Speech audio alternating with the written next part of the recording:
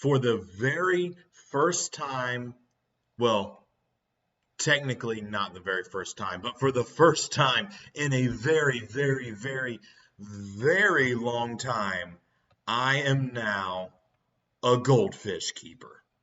What's going on, fish nerds, and welcome back to my backyard. The last time we were out here, we were looking at the 150-gallon stock tank, the turtle tank, and I showed you we had a lot of green water, and it is sunny as all get out, but it is thundering. I don't understand it. But anyway, showed you the new sump filter that I built and how I built that. I'll throw that link up in the cards, up in the corner up there, and I'll throw a link in the description as well, in case you're interested in checking that out. But you may remember we had a lot of green water, and it was really cloudy. Didn't really look very great, but let's take a look at how this tank is doing now. All right, so as you can see, we do have a lot of hair algae growing in here, but the water itself is actually very, very clear compared to how it was. And I mean, honestly, it's not bad at all, but especially compared to how it was, if you look at that other video, this is a major, major improvement. So the filter is working extremely, extremely well. Turtle's very happy, and if you live in the part of the country that had cicadas this year, you know about all the cicada madness we had going on here in Ohio, Indiana, Kentucky, and some other states as well. But especially around us, we had millions and millions and millions. And this girl right here got a little bit chunky eating a whole bunch of cicadas, because every time a cicada would land in here, I mean, she would go nuts going after it, and she ate a bunch of cicadas the past few weeks. So she's looking nice and healthy. Got a little extra fat, but that's not a major problem. We'll handle that. But now here's the thing, guys. I am several weeks behind in adding fish to this pond. I was originally waiting for the water to get warm enough, and then the water did get warm enough, and as you guys know from my previous videos, I've talked about it, had a lot of things going on, got way behind on stuff, and this is no exception. I need to get some fish added to this. I mean, it's almost July. We need to get some fish in this tank, and I'm thinking we might go with something that can live out here year-round, at least potentially live out here year-round with our turtle.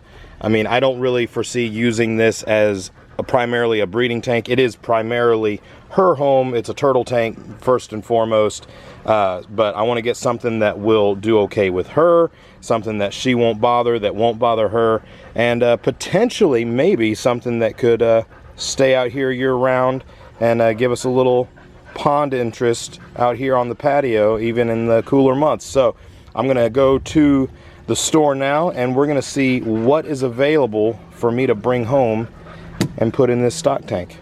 All right, guys, I am back from the pet store. I didn't film anything while I was there. I actually took my little girl with me, so I was more focused on getting the fish and letting her look at things, and took her to look at the birds and the gerbils and stuff like that, and I was just kind of spending some time with her, so I did not film anything, didn't try to film anything. But let's take a look at this pond.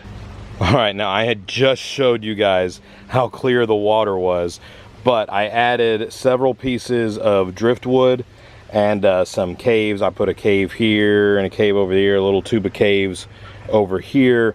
It's kind of back behind the docking station, partly so that the fish would have a place to hide from the turtle, because I have a feeling she's going to chase them at first. You know, generally they give up once they can't catch the fish, and they start to coexist, and eventually these fish will get too big and it won't matter anyway. But I wanted them to have some hiding places just in case. But I also added this big piece of wood because I've been wanting to have something besides the docking station for the turtle to hide under. You know, if something was to come up into the backyard, like a raccoon or something like that. They don't a whole lot, since we do have a dog, and he's outside fairly often, not all the time, but he's out here enough that we don't really get a lot of raccoons or possums in the backyard. But just in case, I wanted to get a bigger piece of wood or something for the turtle to hide under. And since I added all these pieces of wood and caves, she's been going nuts. I don't know if you can really see there. She's been going nuts trying to dig up underneath everything. So she's trying to push all these pieces of wood around, trying to wedge herself up underneath everything she can wedge herself up underneath. And she's just been going to town, moving things around, pushing things around, digging up under stuff. And she has stirred all this up by digging around in the substrate, and she's got it looking kind of a mess. But that'll settle back down again. It'll look just as nice tomorrow as it did earlier yesterday, or actually now that she's stirred all this up and all this stuff's going to run through the filter, it could look even better. But over here there is a bag that has fish in it. I'm going to let them loose and let you guys take a look. And visibility is tough right now, so I will come back and come back out here and film some more tomorrow so you guys get some better visuals. But these are Sarasa Comets. I got 4 Sarasa Comets and 1 Shabunkin. Here's the Shabunkin there, and then we got these Sarasa Comets. Now I think these guys are super sharp, and again, you can't really see them very well right now. One, there's a whole lot of glare right now the way the sun is right now, and somehow we're actually getting reflection of the blinds from my back door. But with the reflection and the cloudiness, it's kind of hard to see right now, so I will come back out tomorrow and get you guys a better visual. But I'm really excited about these guys. There's only 5 of them, 5 fish in total, and they're kind of small right now, but these guys will get pretty big, and I think they're going to look great in this pond. I'm really excited to see how this turns out. But let's pause right here, and it'll just be a second for you guys, but it'll be tomorrow for me so that we can get a better view of these guys. So when I did come out the next day, it had actually stormed a lot, so the water is still just as cloudy and turned up because we had some major thunderstorms, and the glare really wasn't any better either. So I just busted out the GoPro and I decided to go underwater to give you guys a view of these awesome fish. Now, when they're up here towards the surface, you can actually get a pretty good view of them. You see them zipping around up here. And I am absolutely loving having these fish in the tub. I think they bring a lot of activity, a lot of life to the tub. And I love how active and fast these fish are. And I realize as big as these fish are going to get, these are comet goldfish. The 4 white and orange ones are Sarasa Comets. That's just, the color pattern is Sarasa. The other one's a Shabunkin. Really, they're all basically just, they're comet goldfish. They could get up to a foot long. I realize that these fish could potentially get too big for this tank.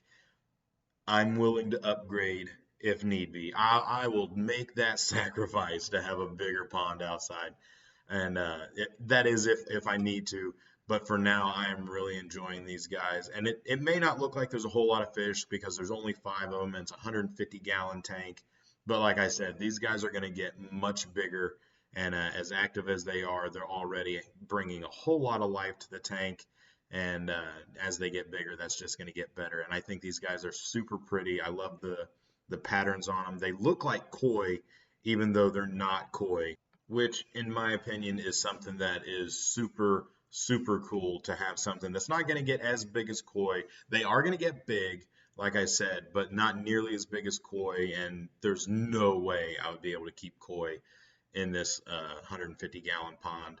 But for now, we've got these comets that, in my opinion, are just as pretty, look just as cool, and I'm really excited to have these guys. Looking forward to growing them out. But for now, I want to say thank you guys for watching. You're awesome fish nerds. God bless you, and I'll see you next time.